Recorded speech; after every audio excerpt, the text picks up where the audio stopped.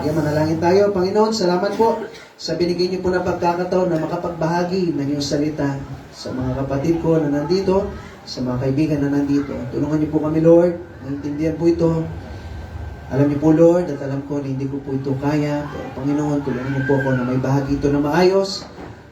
Kung ano may mga sasabihin ko, hawakan niyo po yung puso ko, puso ng bawat isa, yung bibig ko, Lord.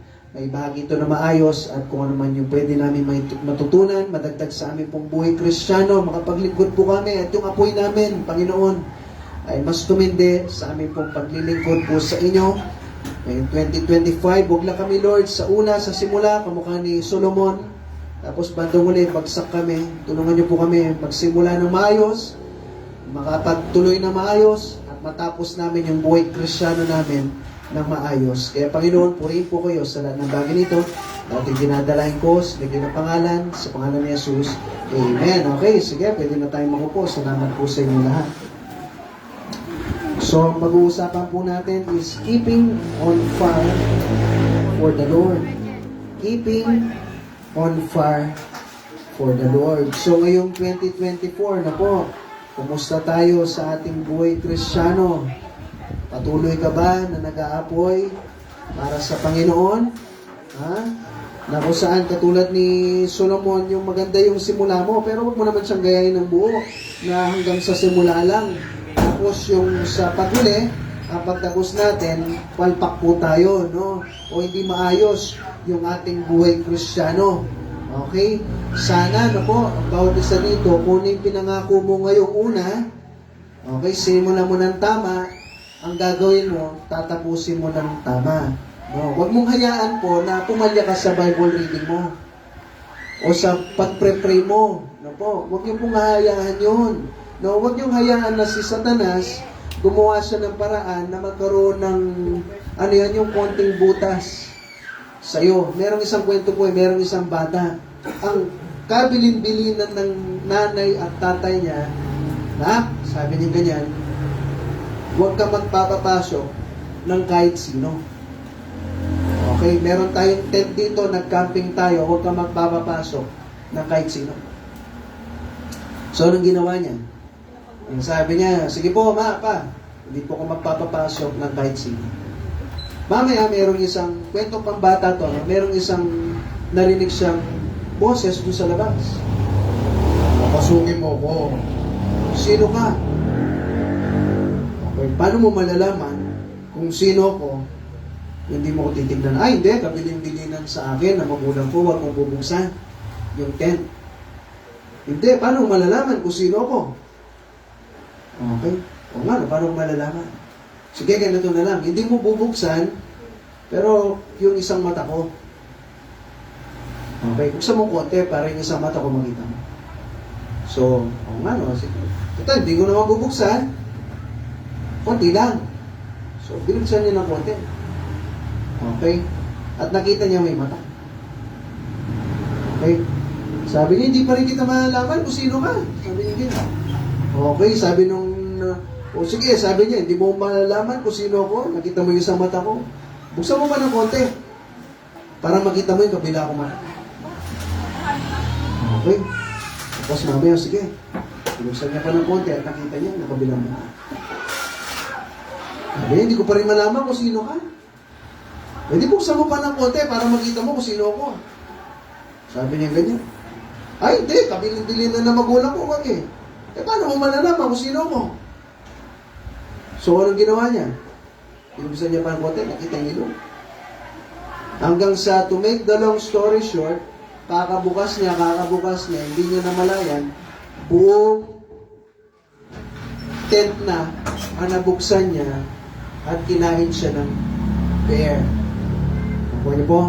So, ano pinapakita po dito? Huwag kang papalya sa buhay Kristiyano mo. Amen po? Dapat yung pakunti-kunti na yun, huwag mo ngayon na yan yung magpahinto sa'yo. Ano po? Huwag kang papalya. Di ba? Nag-check tayo ng Bible reading. Darating sa punto, magiging busy ka. Ano po?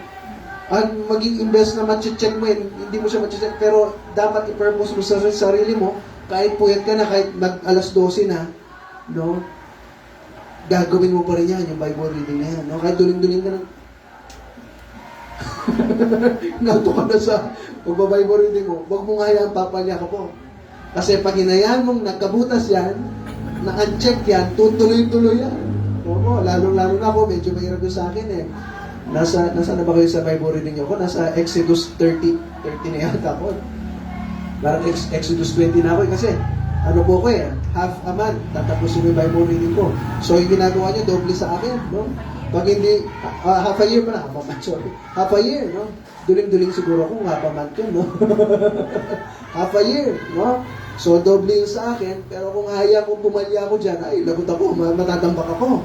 No? So, ganun din po tayo. Huwag mong hayaan, i-challenge ko po kayo. Ngayong 2025, yung init niyan, ha? Di ba? Ngayon, mainit tayo, no?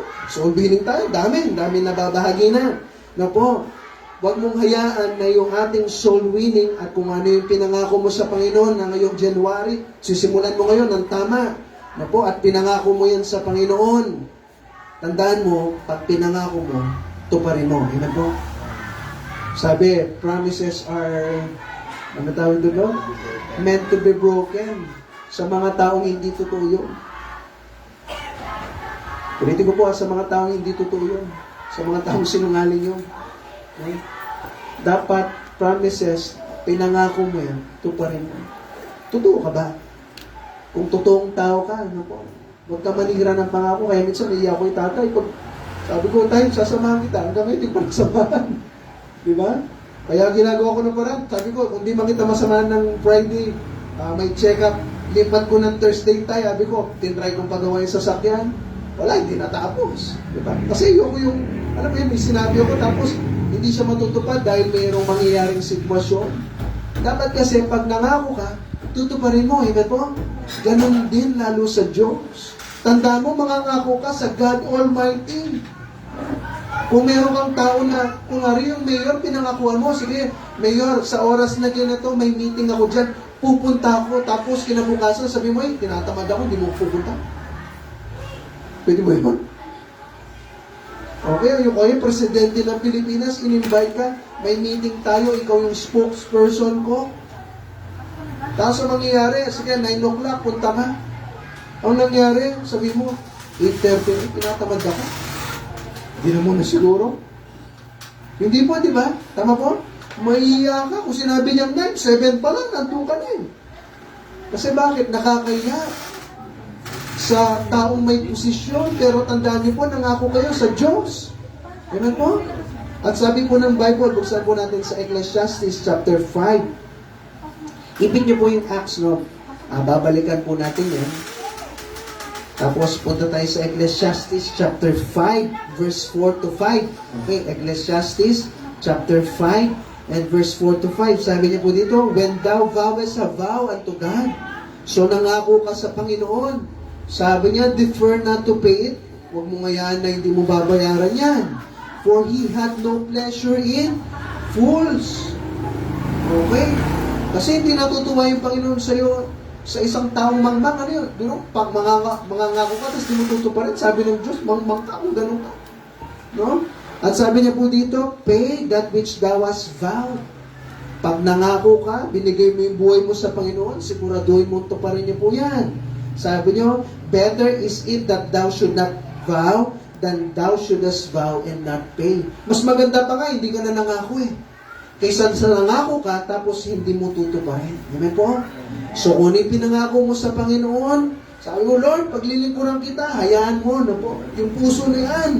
Magkapoy para sa Panginoon. Amen po ba? Ay, may amen. Amen po ba? Amen. No po. Yung apoy mo, hayaan mo na mapaglingkuran mo ng totoo, tapat yung Panginoon. Tandaan niyo po, bawat isa sa atin, merong choice. May pagpipili. May desisyon ka. Kung ang dinesisyonan mo po is yung paglingkuran yung Diyos sa una, at bandang wala, hindi ka na nagkaroon ng desisyon na gano'n, no po, yung pangyayari nun, wala, imbes na magagawa mo ng tama, wala, maliligaw ka. Pero kung dinesisyonan mo sa isip at puso mo, ay, kahit anong mangyari, paglilingkuran mo yung Panginoon, at pag dinesisyonan mo yun, no po, naniniwala ko, matutuloy-tuloy mo yan. Amen po? Okay, so, paano po, keeping on fire for the Lord. Paano mo yung apoy? mapapanatili yung paglilingkod mo sa Panginoon, yung apoy nandyan. Ano po? Number 1, choosing to live godly. Ano po? Pinili mo na mabuhay ng tama o maging maka-Diyos. No po? Sabi ng 2 Timothy, buksan po natin ito, chapter 3 and verse 12. 2 Timothy chapter 3 and verse 12. Okay, yung mga bisita po natin, tulungan po natin sila sa pagbubukas ng Bible. 2 Timothy chapter 3 and verse 12. Sabi niya po dito, nandiyan po ba? Okay, pakibasa po. Ready? Go! Yea, and all that believe God the Antichrist shall suffer persecution. Siguraduhin niyo na po, ang mga tao o yung mga Kristiyano na nabuhay na maging maka-Diyos. Okay, letter A, tandaan mo, i-ready mo na yung sarili mo. Huwag kang magulat. Magsasuffer ka ng persecution. Mapapahirapan ka. Ano po? Tandaan mo, pag pinili mo yung Diyos, ulitin ko, maging ready ka. Okay? Maging ready ka. Kasi yung Diyos na pinaglingkuran mo, pinahiya yan eh. No po? Tinawanan niya ng ibang tao. Maraming hindi naniwala sa Kanya. Yan yung Diyos na susundin mo, si Kristo. Kaya huwag kang maging magulat kung ikaw tatawanan ka rin. Di ba po? Kung ikaw, alam niyo po yun, yung pinapahiya ka. Okay? Kung ikaw hindi ka maintindihan ng ibang tao, huwag ka na magulat doon. Kasi ang taong naging matuwid, ang taong naging maka-Diyos na po, tandaan niyo po, ay magsasuffer yan ng persecution. Pastor, bakit marami mga Kristiyano ngayon? At alam po, meron kayong mga kilalang Kristiyano. Alam mo yun yung buhay nila, ba't parang hindi sila Kristiyano? Sasabihin, minsan sila pa yung nagdala sa inyo dito eh. Sasabihin, Kristiyano sila. Pero makikita mo, magpo-post sa Facebook yan, magma-my day yan. Okay? Mga wordly song yung pinapatugtog nila. Parang hindi Kristiyano. Kuha niyo po yun? Makikita mo, sa araw ng Pasko, New Year, ikaw, dito sa church natin, naturuan ko yung hindi sasayaw. Pero sila, magpo-post ng sumasayaw. Okay? Bakit? Tandaan niyo po, meron dalawang uri ng Kristiyano. Merong Kristiyano na totoo, na nagiging maka-Diyos, at merong Kristiyano na nag-go with the flow lang. Kung ano yung ginagawa ng mundo, pareho sila. Pareho sila. Walang pinagkaiba. Pag sinabi ng mundo, sumayaw ka, sasayaw yan. No po? Pag sinabi ng mundo na maging katulad ka namin, magiging katulad. Babae yan, naka-short, no po? Naka-pantalon, lalaki, no? Ano yung ginagawa sa buhay nila? Magpo-post. Diba? Yung parang, ano yun? Makamundo. Pag uminom tayo, iinom yan. Pag nagsugal, magsusugal yan. No po? Pag sinabi, dito tayo, mag-happy-happy tayo, pupunta yan. No po? Tandaan niyo po, yung buhay nila, pag tinignan mo yung buhay Kristiyano nila, parang wala lang. No po? Kasi bakit? Yung diablo yun yung gustong-gusto niya. Gagawa siya ba ng problema sa'yo? Kung alam naman niya ginagawa mo yung kalooban niya sa'yo, hindi ka niya papakilaman. No po? Si Job, no? Si Job, kilala niyo po si Job, di ba? Ano nangyari kay Job? Pinuri siya ng Diyos. Oh, pero ang sabi ng diablo, hindi. Subukan mo siya. Di ba? Tanggalin mo yung kayamanan niya. Okay? O ikaw, sasabihin pa ba ng diablo yun sa'yo? Bigyan mo siya ng problema, nag-enjoy nga siya. Natutuwa siya sa'yo, ba't bibigyan niya ang problema? Ang gagawin niya, sige, magtutuloy ka lang, okay lang yan. Sige, sayo ka lang. Okay, magiging maayos yung buhay mo. Opo, kaya makikita mo, yung mga Kristiyano na hindi naglilingkod talaga sa Diyos, hindi nagiging maka-Diyos, parang wala lang. Opo, kasi bakit? Namumuhay sila na makamundo. Opo, hindi nila pinili na maging maka-Diyos. At tandaan nyo, sa lahat ng bagay na yan, akala mo, pastor, ganun pala, di parang wala na akong ganun problema, hindi na ako magiging maka-Diyos. Doon ka nagkakamali. Naniniwala ko hindi sila masaya sa buhay ko. Hindi. Naniniwala ko po, makikita mo man silang masaya sa Facebook, pero ramdam nila sa sarili nila na boring yung buhay Christian nila. Na po, na feeling nila ang layo-layo nila sa Diyos. Na po, ganyan po yung nangyayari sa mga tao na Kristiyano, kunwari, Kristiyano na sinasabi, pero namumuhay sila katulad ng mundo. Amen po? Pero tandaan mo, pag ikaw nag-live godly ka, namuhay ka na maging maka-Diyos, huwag ka na magulat, magsasuffer ka ng persecution. Kasi bakit? Parang yung isang salmon. Alam niyo may salmon? Okay. Sino nakakain ng salmon dito? Social ko yun, no? Salmon. Ako hanggang ulo lang eh, yung pinimura doon. Yung ulo. Kasi sipsipin mo yung mata. Yun na, diba? Sarap nun, no? Oh. Pero yung salmon po, meron tayong picture dito. Ang salmon, tignan nyo kung ano ginagawa nila. Saan papunta yung tubig? Punta doon. Pero ano ginagawa nila? It's the flow. Bakit, no? Nag-go against the flow sila. Nilalabanan nila yung current o yung agos. At imaginein mo, isda, aakyatin niya yan. Aakyatin niya po yan, ha? Wala namang kamay yung isda, eh. Wala rin silang pakpak. Pero pipilitin nilang akyatin. Bakit? Napo, pinag-aralan po ng mga scientists na yan, napo, ba't umakyat itong mga to? Paano itong mga to? No? Kulang ba yung pinag-aralan nila? O ano? Hindi ba naturuan sila habang nanay na isda niya? Anak, kami, huwag kang takal doon, ha? Huwag kang babalik dito. Alam mo yun, mahirapan ka lang. Ano kaya nangyari na po? Ang ginagawa po ng mga salmon, mag-go against the flow sila at pupunta sila doon sa safer environment kung saan sila pinanganak. Doon rin nila ipapanganak yung anak nila. No po. Kasi bakit? Hahanap sila ng lugar na kung saan konti lang yung predator o yung mga kakain po sa kanila. Kasi pag nabuhay sila sa ocean, mas maraming pwedeng pumatay sa kanila. So babalik sila kung saan yung pinanggalingan nila, which is safer environment. Na kahit anong mangyari, kahit mahirapan pa sila, aakyatin po nila yan. Aakyatin nila yan. Lalabanan nila, biro mo, agos lalabanan mo. Ang hirap nun na, ako na, sino nakapag-swimming sa ilog dito? Yung agos bagay, ang hirap po nun. No? Pero yung mga isda na to, kahit anong mangyari, meron silang purpose, may dahilan sila. Bakit nila ginagawa ito? Kasi bakit? Yung magiging anak ko, yung next generation namin, gusto ko na maging safe sila. Kaya nag-go against the flow sila. Para itong mga anak ko na susunod na may papanganak, okay, magiging safe sila at sila rin, matuturuan sila ng tama, okay, mapunta man sila sa dagat, no, o saan man sila mapatpad, babalik at babalik sila at tuturuan pa rin nila yung mga susunod na generation nila ng tama. Para maging maingat, maproteksyonan po sila.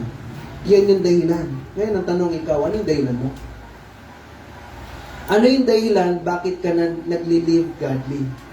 Nabubuhay ka na maging maka-Diyos? Ano yung nagiging dahilan mo?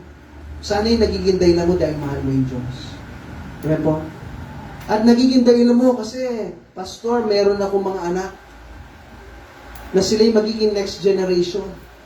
Na kung saan gagawin ko kahit anong laban ng mundo sa amin, no? Anong laban na kung saan tinatawanan man kami, pinapahiyaman kami, okay lang. Pero ipapakita ko sa mga anak ko, sa pamilya ko, natatayo ko sa tama. Kasi gusto ko na ganun rin yung gagawin nila. Amen po? Na magiging maka-Diyos po sila. Na kung saan ito yung gagawin ko sa buhay ko, papanatili ko yung apoy ko sa pagmamahal ko sa Panginoon. At sisiguraduhin ko, magiging maka-Diyos ako, na kahit ano mangyari, tatanggapin ko itong persecution na ito. Okay lang. Sinabi na kasi ng Bible yan eh, maging ready ka. Huwag kang magulat. Ano pa?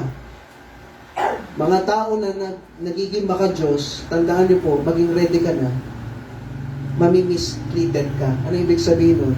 Hindi ka tatratuhin ng tama. Tingnan po natin. Sabi ng Acts, buksan po natin yan. Tignan natin po itong kwentong tayo na po. Sabi ng Acts chapter 16 and verse 20. Sabi niya, and brought them to the magistrate, saying, these men, being Jews, do exceeding trouble in our city, and teach customs which are not lawful for us to receive, neither to observe, being Romans. And the multitude rose up together against them, and the magistrates rent their clothes and commanded to beat them. Ano nangyari? Si Apostle Pablo at saka si Silas, ang nangyari po sa kanila, nagtuturo sila ng salita ng Diyos. Kung babasahin nyo sa verse 16, merong isang babae na nasapian. At paulit-ulit sinasabi niya sa verse 17, sabi niya, "These men are the servants of the Most High God, which show unto us the way of salvation." Etong babae na to na sinapian ng demonyo, ang sinasabi niya, itong mga taong ito, sabi niya kay Paul and Silas, sa mga ibang tao, ito yung mga tao na nagtuturo ng daan ng kaligtasan. At paulit-ulit niya daw sinasabi yon. Anong ginawa ni Paul and Silas sa verse 18? "And this did she many days." Marami kasing araw na ginawa ng babae na ito. "But Paul, being grieved, turned and said to the Spirit, I command thee in the name of the Lord of Jesus Christ to come out of her. And he came out the same time." Eh siyempre si Apostle Pablo, narinig niya yung babae niya, paulit-ulit niya sinasabi, kung baka parang naahawa siya, nalungkot siya. Pero may itong babae nito na nasapian ng masamang espiritu at tapos pinoproclaim na si Kristo yung tagapagligtas. Kung baka parang naahawa siya. O ano naman itong babae ito, anong ginawa niya? O lumabas ka, masamang espiritu. O lumabas. Eh, ang nangyari, yung babaeng yun, ginagamit siya ng mga taong yun, ako sa verse 19, sabi niya, "And when her masters saw that the hope of their kings was gone, they caught Paul and Silas and threw them into the marketplace unto the rulers." Ano pinapakita po dito? Yung babae kasi niyon, dahil sinapian siya ng masamang espiritu, kung pinagkakakitaan siya. Bakit? Kaya niya kasing manghula. Kaya huwag kayong maniniwala sa manghula. Napo? Sa diablo yan. Napo? Eh syempre, dahil kumikita sila, manghula, yung magiging boyfriend mo, maputing buhok, gano'n. Okay, maraming buhok sa kilikili, ano. Ano yung mga gano'n, tuturo niya. Tapos ano mangyayari? Matutupad. Kaya nangyari, babayaran na malaki. So nakita ng mga master niya, wala na tayong pagkakakita, wala yung masamang espiritu eh. Ang ginawa kay Paul and Silas, okay, pinahuli sila, at anong nangyari po? Sa verse 23, "And when they had laid many stripes upon them," pero kung nilatigo ka, wala ka namang ginawa. Hindi na po, nilatigo po sila. Laid many stripes, hindi na konti, na po, marami. So, ano nangyari po? Pinakulong sila, at sa verse 25, ano yung response o yung pagtugon o yung pagkilos ni Apostle Pablo at saka ni Silas? Nagreklamo ba? Hindi po. Ano sabi? Pakibasa po. Verse 25. Ready? Go.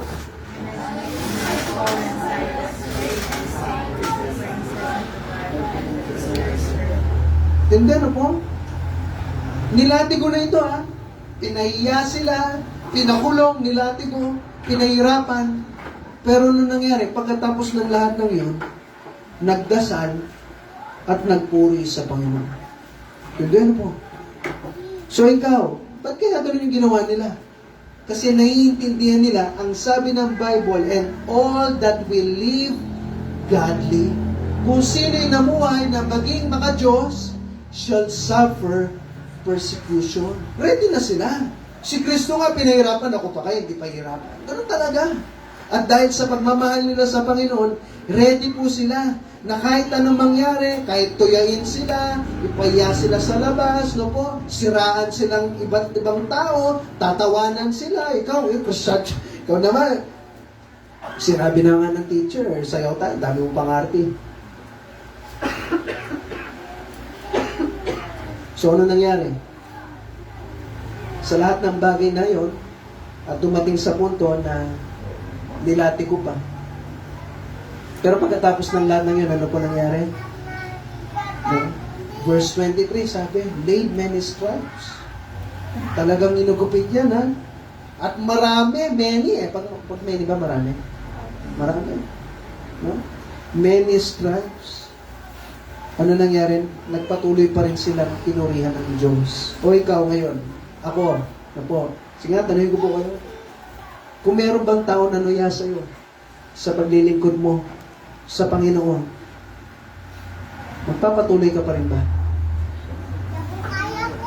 Kapag meron na nangyaring sitwasyon ng buhay mo, na kung saan ididiin ka pababa dahil Kristiyano ka, magpapatuloy ka pa rin po ba? Naku, maglilingkod ka pa rin ba? O paano kung ganito na? Kamukha nila, nilatigo ka na. Sinampal ka bigla ng kaklase dahil Kristiyano ka. Huwag naman sana po. Pero kung gano'n nga nangyari, anong gagawin? Magpupuri ka pa rin ba sa Panginoon? O sasabihin mo, ano ba itong pinasok kong to? Ano? Anong mangyayari kapag yung mga tao papahiya ka na o yung mga tao uhulihin ka na? O what if dumating sa punto, o sige, bawal na mag-church ngayon. Mag-church ka pa rin ba? O sinabi ng gobyerno, bawal na mag-church. What if naulit yung COVID? Mag-church ka pa rin ba? O isa ka sa takot na mamatay ka kasi baka ma-COVID ka. No? Isa ka ba sa mga gano'n? Magpapatuloy ka ba? O titigil ka? Kayo makakasagot po niya. No? Mga tanong lang po ito. Pero tandaan niyo po opo, darating sa punto, napapahirapan ka, darating sa punto, ipapahiya ka ng ibang tao, pero tandaan mo, ang lahat ng naglilingkod sa Panginoon, letter C, will see the miracles of God. Oo, papahirapan ka, ipapahiya ka, pero ikaw lang, tandaan niyo po, ikaw lang na naglilingkod ng totoo sa Diyos, na naging maka-Diyos, ikaw lang yung makakaranas ng mirakulo ng Panginoon. Amen po? Ano nangyari po? Imagine niyo pagkatapos din ng kumanta, pinahirapan, kumanta, nanalangin sa Panginoon, nagpupuri sa Panginoon. Verse 26, ano sabi po? Pakibasa po, ready? Go!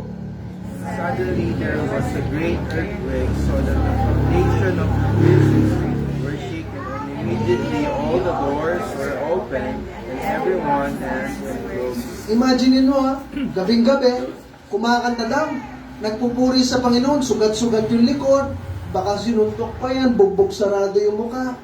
No po, maraming pasa, nakaposas sila, kamayat pa. Imagine mo yan yan yung sitwasyon po nila.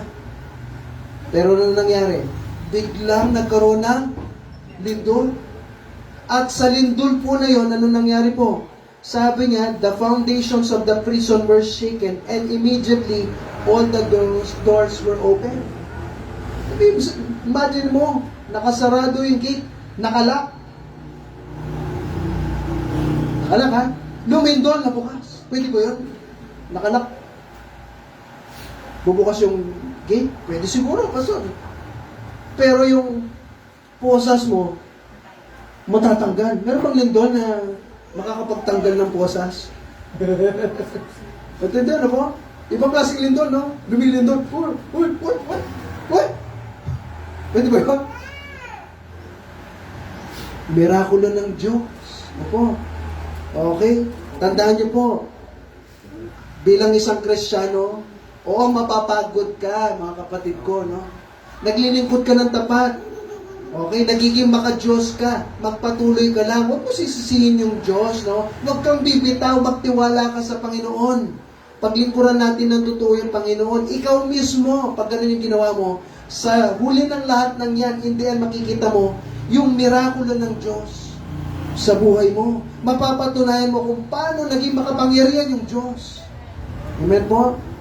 Ikaw lang yung makakaranas mo. Ang mga taong Kristiyano lang, hindi nila mararanasan na. Ikaw lang, ikaw lang na nagsabi na subukan mo yung Panginoon na magiging maka-Diyos ka. Ikaw lang makakaranas. Naalala niyo po sa 12 disciples, meron isa lang ang nakalakad sa tubig. Sino po yun? Si Peter lang. Wala nang iba. Pastor, si Naruto. Iba yun. Hindi si Naruto. Si Peter lang. Tsaka si Jesus. Sila lang yung nakalakad sa dagat. Wala. Kasi bakit? Si Peter lang, sa 12 disciples, si Peter lang yung naglakas ng loob. Lord, sige nga, kung ikaw yan, sir, punta ako. O, ano nangyari? Sige, punta ka, sabi ng Panginoon. Sige, alam mo. Tandaan niyo po, sa bawat Kristiyano, sa ating lahat, kung hindi mo sinubukan yung Diyos sa buhay mo, hindi mo mararanasan yun. Si Peter, sinubukan niya. Lord, sige, sama ko. O, naranasan niya. Napo, ngayon sabi ko po sa inyo lahat, paglingkuran natin ng totoo at tapat yung Diyos, makikita mo yung kapangyarihan ng Diyos sa buhay mo. Kung hindi mo sinubukan, hindi mo mararanasan yan. Ako lang makakaranas yan. Napo, at yung iba lang yung makakaranas yan. Kung hindi mo siya sinubukan sa buhay mo. Ngayon, sabi niya po dito, tuloy natin yung kwento. Sa verse 27, sabi niya, and the keeper of the prison, yung tagapagbantay, no? Yung nagkulong sa kanila. Ang sabi niya, awaking out of his sleep, and seeing the prison doors open, he drew out his sword and would have killed himself, supposing that the prisoners had been fled. So, nung nakita niya, natutulog siya, biglang lumito. Pagbukas na mata niya, nakabukas lahat ng kulungan. O anong gagawin? Siyempre, siya yung malalagot doon.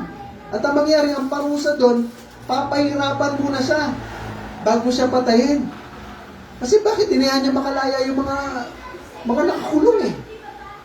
O, anong gagawin niya? O, ito yung pahirapan ako patayin, kinuha na niya yung kutsilyo, papatayin na niya yung sarili niya. Pero ano nangyari po? Sa verse 28, pakibasa po, ready, go.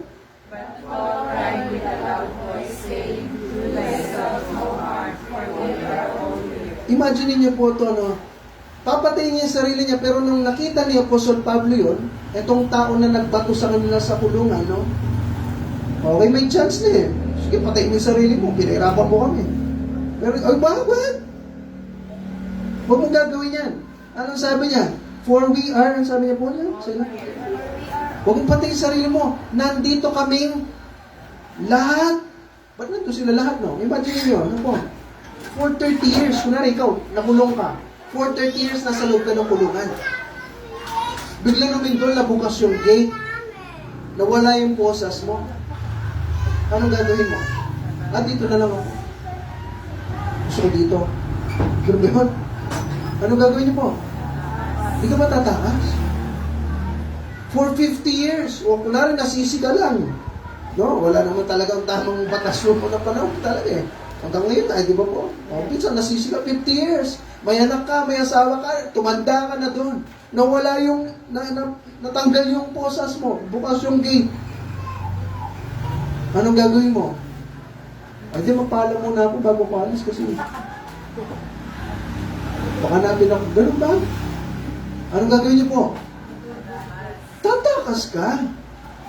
Tama mo? Pero, di ka nagtaka. Ano sabi ni Apostol Pablo? For we are, ba't nandun sila? Di ba? Malaking question. Ba't nandun sila? O kaya, kakakulong mo lang, ayaw mong marumi.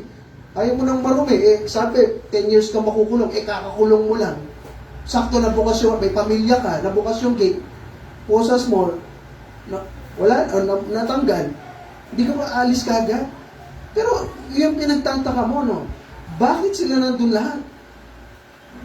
Yung nakakapataka, bakit nandun? Kasi bakit po? Kasi merong Paul at Silas na meron silang puso na umaapoy sa Panginoon at meron silang number 2, choosing to keep their focus on serving God. Meron silang desisyon na kahit anong mangyari, paglilingkuran ko yung tunay na Diyos. Okay? Kahit pakulong, kahit pahirapan, okay lang. Paglilingkuran ko ng totoo yung Diyos. At dahil doon, ito yung resulta. Pag pinili mo na yung focus mo, yung Diyos sa buhay mo, letter A, magiging great testimony ka sa iba. Kaya hindi po sila umalis, kasi bakit? Etong mga taong ito sa verse 25 na po, tingnan nyo. And at midnight, Paul and Silas prayed and sang praises unto God, and the prisoners heard them. Yung mga ibang tao na nakakulong, napakinggan yun. Sino itong mga... Sira na yata ng bait itong mga ito eh. Sino yung tao na kukulong mo, pinupuri pa yung Diyos?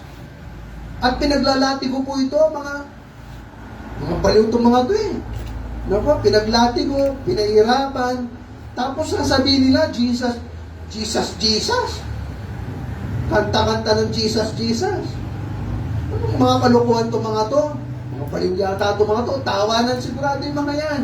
Naku, at sasabihin ni Paul and Silas, alam niyo ba, nandito kami kasi meron kami kasiguraduhan balang araw langit at kilala namin si Kristo na tagapagligtas naman.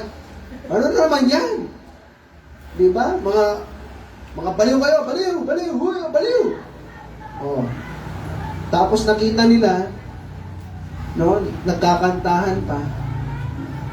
Pwede naman nila sabihin lang eh. O sige, stop na kami magturo ng Bible. Malaya ka agad si Apostol Pablo. Tsaka si Silas. Napakasimple lang, isang salita lang. Sige, titigil na kami. Tapos na. Malaya na. No? Pero nung nakita na nila yung mirakulo, dumindon. Bukas yung gate. Biglang nabukas yung posas. Imaginin mo, hindi ka ba tatayo yung balayibo noon? Anong nangyayari? Imbes na takas yung unang iisipin nila, anong nangyayari? Kaya hindi po sila umalis doon. Nagkaroon sila ng great testimony. At isa pa, ano po, nakita po nila na yung mga tao, yung isang tao naligtas. Sino po yun? Sa verse 29. Sabi niya dito, then he called for a light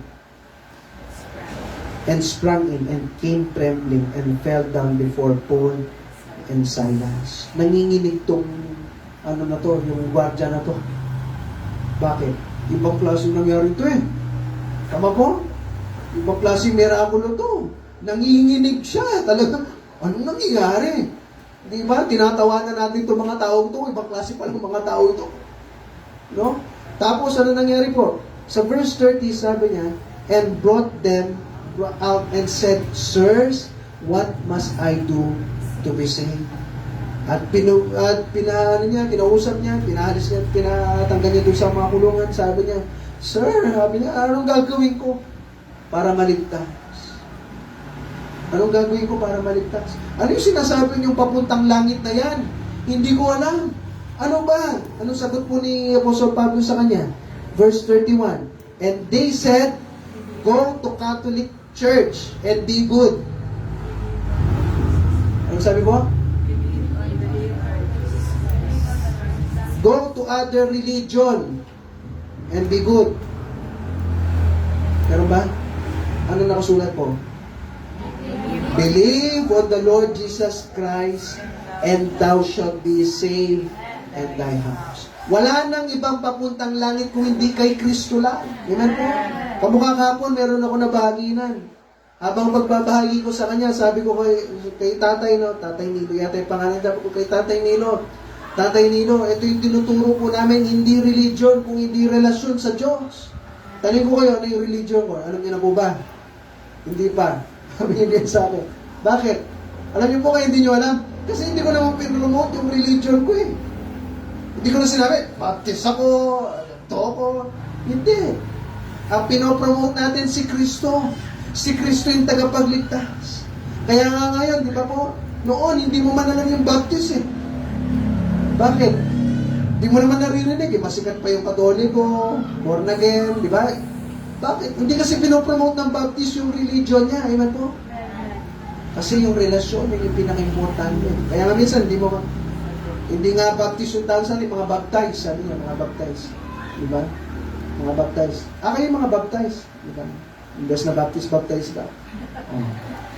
Nakuha niyo po yun?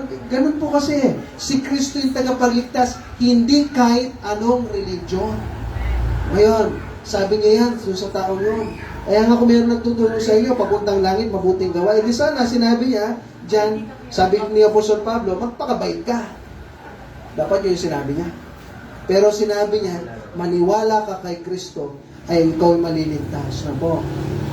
Tandaan niyo po, tayo, reminder no, bilang isang Kristiyano, magpatuloy ka lang. Yung apoy mo sa Panginoon, magpatuloy ka lang, no po. Yung mga taong umuusik sa'yo, darating sa punto, sila rin yung maliligtas. Kung nagpatuloy ka. Amen po? Itong jailer na to, no, babasahin nyo sa verse 24, sabi niya, who having received such a charge, thrust them into the inner prison. Anong ginawa ng jailer na ito, no?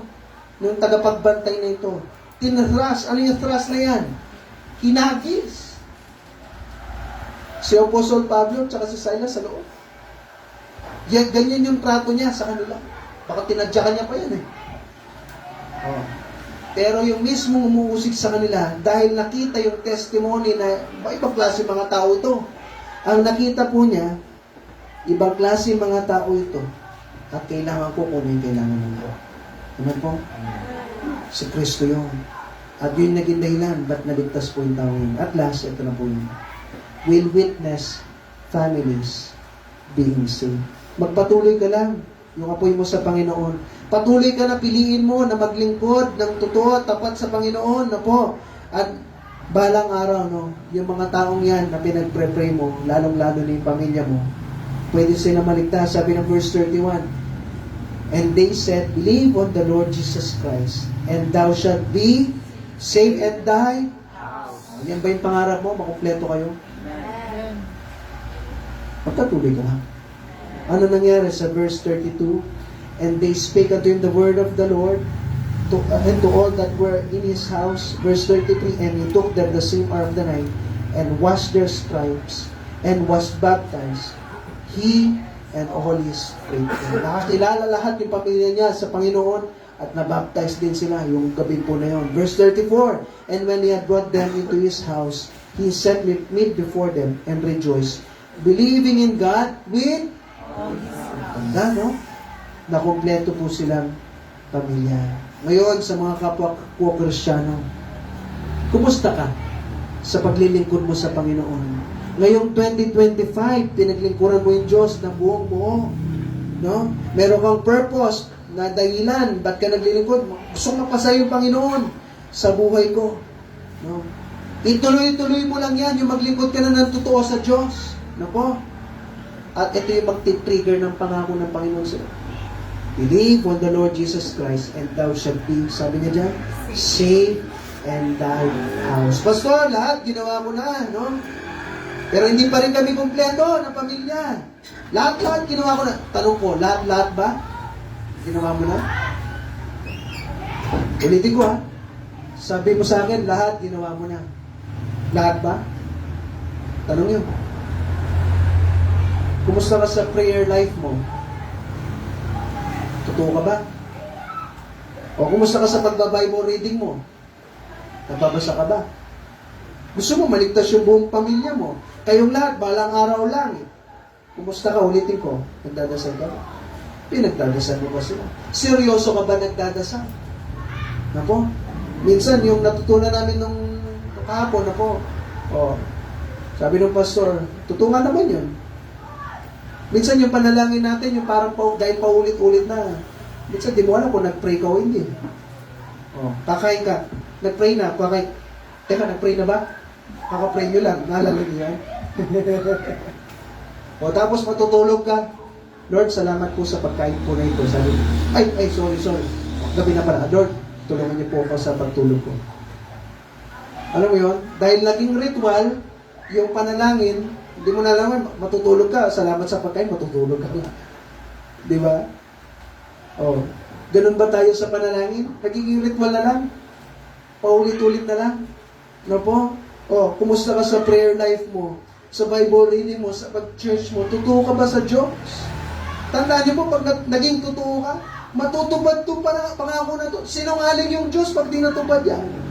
Totoo ka ba talaga? Sa buhay Kristiyano mo? Sa mga ministries mo? O baka wala kang ministry? Gusto mo yung mga pamilya mo makapaglingkod sa Diyos, makakilala sa Panginoon. Hindi mo naman inuuna yung para sa Panginoon. Yung mga bagay na gusto niya. Sa loob ng bahay mo, kumusta ka? Sabi mo kasi ginawa mo lahat-lahat para maligtas yung pamilya mo. Tinatanong ko isa-isa, kumusta ka sa loob ng bahay mo? Kumusta ka sa testimony mo? Kumusta ka sa pagkilos mo? Sa pananalita po natin, no po? Kumusta po tayo? May pinagbago ba? Makikita ba? Pag tinanong ko yung mga anak mo, yung nanay ko, nagbago na.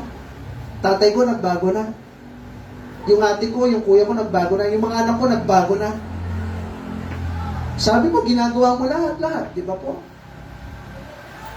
Gusto mong makapag-church yung buong pamilya mo, then paglingkuran mo ng totoo, tapat ang Diyos.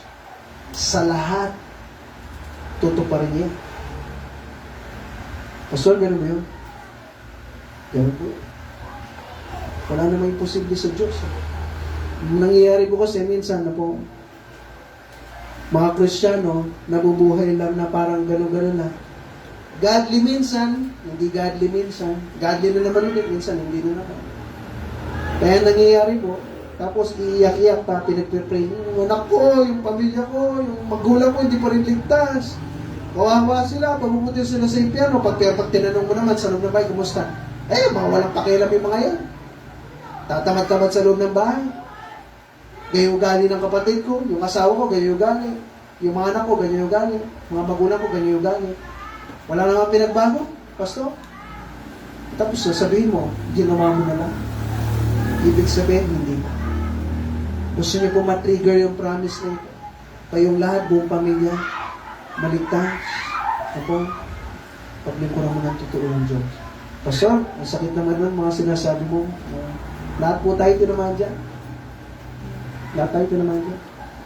Habang ginagawa po ito, kumbaga sa pagluluto, nagluluto ka, natatagsikan din ako. Lahat po tayo dyan, may pagkukulang. Pero kung seryoso ka, gusto mo yung buong pamilya mong maligtas, gagawa ka ng lahat ng paraan para mamuhay ng tama. Yung apoy mo magpapatuloy. Yung magiging seryoso ka na. At naniniwala ko, darating sa punto, maliligtas din siya. Bawat isa nga dito, yung kasi di ba? Matagal kayo pinag-pray. Sila Ate Glo, 15 years. Pero nandiyan kayo, Ate Glo. Nandiyan kayo, mga pamilyang David. Basta nandiyan. Bakit? Minsan tatagal man eh. Pero paglingkuran mo na totoo yung Diyos, totoo pa rin niya yan. Amen po? Totoo pa rin yan. Kumusta po tayo? Encourage ko po kayo ngayong 2025. Busy ka pa ba sa buhay Kristiyano mo? Ginagawa mo pa rin ba? Na kung saan ikaw isa ka. No, hindi ko alam, no po kayo makakalam yan. Ikaw magbuhos ganyan, di ako. Hindi ko sinabing ikaw yun, hindi ko sinabi. Pwede kang ikaw yung godly, pwede kang hindi. Ikaw yan. Ikaw makakaalam niya. Pero tandaan mo, ang taong naging godly lang, sila lang yung mga tao na mararanasan nila yung kapangyarihan ng Diyos sa buhay nila. Ang mga taong hindi nagiging godly, yung buhay niya, ganyan-ganyan lang. Alala niya. Gano'n yung buhay. Ako. Kumbaga sila yung simpleng tao na sumasabay lang sa alon. Pero mga taong godly, mag-go against the flow yan. Kahit anong mangyari, gagawin niya lahat para sa Panginoon, pero lagi mo tandaan, mahirapan ka man, pero lagi yung resulta nun, yung Diyos, makikita mo yung kapangyarihan niya sa buhay mo. Amen po? Kumusta ka? Okay?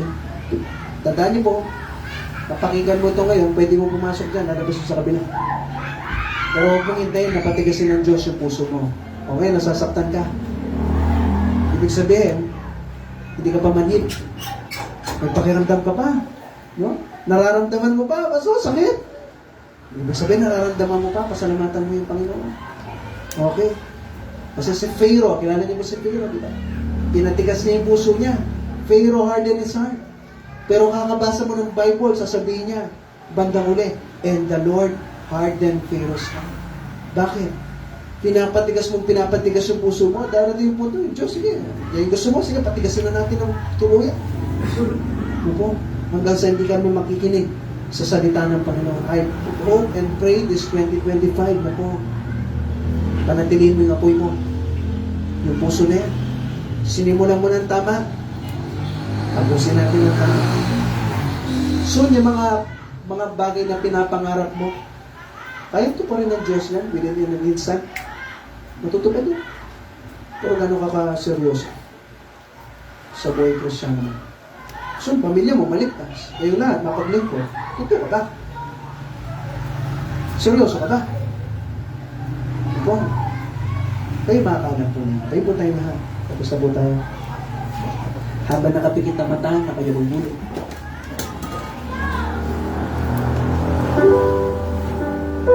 Kumusta tayo sa ating buhay Kristiyano? Pinaglilingkuran mo ba na totoo at tapat yung Diyos? Sabi mo, ginawa mo na lahat para sa Panginoon. Lahat na ba? Kung marami ka pang oras dito sa mundo, Maraming nga mga oras na nagkikipag-compromise. Alam mo naman na mali eh.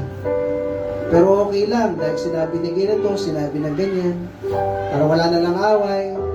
Sige, sayaw ako, sayaw yung anak ko. Okay, kahit alam ko mali, okay lang, para wala na lang usapan. Hindi ka man mag-go against the flow, katulad ng mga salmon. O hindi, yung mangyayari po nun, yung buhay Kristiyano mo, okay ka lang. At yan yung gusto ng Diablo. Hindi ka naman papakilaman ng Diablo pag ganun. Pero tandaan mo, pag nag-live godly ka, pag nag-live godly po tayo, namuhay ka ng totoo, ready mo na yung sarili mo, mapapahirapan ka. So, parang ayoko naman piliin yun, mapapahirapan ako. Pero, tandaan mo, mapahirapan ka man, makikita mo naman yung kapangyarihan ng Diyos. Mas gusto ko naman yun. Mapahirapan dito sa mundo, pero ramdam ko yung Diyos sa buhay ko. Kaysa naman na mabubuhay ako dito, no? Nag-enjoy nga ako ng pleasure ng mundo, mayaman nga ako, may bahay ako, may lupa ako, may kotse ako, may business ako, meron ako ganito ganyan. Lahat nabibili ko. Pero hindi ko naman ramdam yung Diyos sa buhay ko. Wala rin kwenta yan. Tandaan niyo po, bawat isa dito, mamamatay ka din. At pag namatay ka, namatay ako, lahat ng bagay na pinagmamalaki mo, iiwan mo rin yan. Pero lahat ng bagay na dadatnan mo, yan yung ginawa mo para sa Diyos. Ngayon ang tanong, ano na ba yung ginawa mo para sa Diyos? Huwag ka masyado maging busy dito sa mundo. Hindi naman yung mundo yung pinaglilingkuran mo. Masyadong busy sa pagpundar dito sa mundo. Kasi balang araw, iiwan mo yan. Hindi, pastor, konti lang ba sa business ko ginagawa ganyan? O what if mamatay ka bukas? Wag po sana, what if mamatay ka bukas? Ano yung bagay na sasabihin mo sa Diyos? Lord, naging busy ako sa business ko, pasensya na. Yun lang. Masaya ka na yun yung sasagot mo sa Diyos.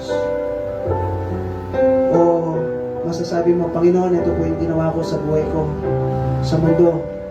Ginawa ko lahat para sa iyo kasi mahal kita. Minahal niyo ako ng tunay at ako, Lord, yung pagmamahal ko sa iyo, gagawin ko pang matindi. Kasi karapat-dapat kayong paglingkuran ng totoo at tapat. Kumusta tayo sa ating buhay Kristiyan? Ganun po ba tayo? Tandaan niyo po, magagawa ko lang bilang pastor, encourage ko kayo, paglingkuran natin ng totoo at tapat yung Diyos. Pero bandang uli, choice mo pa rin. Ikaw pa rin mamimili dyan. Maglilive ka ng godly o maglilive ka ng hindi godly. Maglilive ka, mamumuhay ka ng buhay Kristiyano talaga na totoo at tapat na naglilingkod sa Diyos o maglilingkod ka ng hindi. Choice mo yan. Pero encourage ko po kayo, sana ikaw ang isang Kristiyano na pipiliin na maging godly at pipiliin na yung focus ko, Panginoon, kayo lang kahit wala nang iba. Kayo lang yung focus ko, wala nang iba. Panginoon, kayo na yung pipiliin ko, wala nang iba. Kasi mahal kita. Ganun po ba tayo sa ating buhay Kristiyano? Sige po, manalangin tayo. Panginoon, salamat po sa binigay niyo po ng pagkakataon na makapagbahagi ng iyong salita. Tulungan niyo po kami, Panginoon, na itong mga bagay na ito matutunan na namin sa aming buhay ngayong 2025. Mahalin namin kayo ng todo-todo katulad ni Solomon. Pero wag namin gagayahin sa Solomon sa kanyang huli. Dapat yung fire namin, yung apoy namin sa amin po mga puso, na totoo kami naglilingkod sa inyo. Simulan namin to at tapusin namin, Lord, hanggang sa mamatay kami. Ito na yung desisyon namin. Paglilingkuran namin kayo ng totoo at tapat. Kasi karapat-dapat naman po kami. Bandang uli, Lord, mamamatay din kami. Yung bagay na pinundar namin sa langit, yan yung dadagnan namin. Yung bagay na pinundar namin dito sa lupa, iiwan lang rin namin yan. Kaya mag-focus po kami, Lord, sa mga bagay na ipupundar namin dyan sa amin. Panginoon, mapurihan po kayo sa lahat ng bagay nito. At ito'y dinadalay ko sa dakilang pangalan, sa pangalan ni Jesus. Amen. Okay, thank you po sa inyo lahat. Salamat po sa pakikinig. At sa ating pagtatapos, pag-pray lang natin ating offering. Hinihin ko si Brother Sian na pag-pray niya yung ating offering. Okay po, let's pray. Lord, salamat po sa oras nito. Nakapagtipon po kami Panginoon. Nagpipray ko po yung offering po namin na magamit po ito dito sa ating simbahan, Panginoon. I-bless nyo po yung mabibigay o yung mabibigay, Panginoon. Pagdating na po sa kanila nakapagpray ng today sila. Mas marami po pong blessing ng mga po nila, Panginoon. Panginoon, ilang po sa Panginoon Jesus. Okay, salamat po sa inyo. Nakabisita po kayo, wala po kami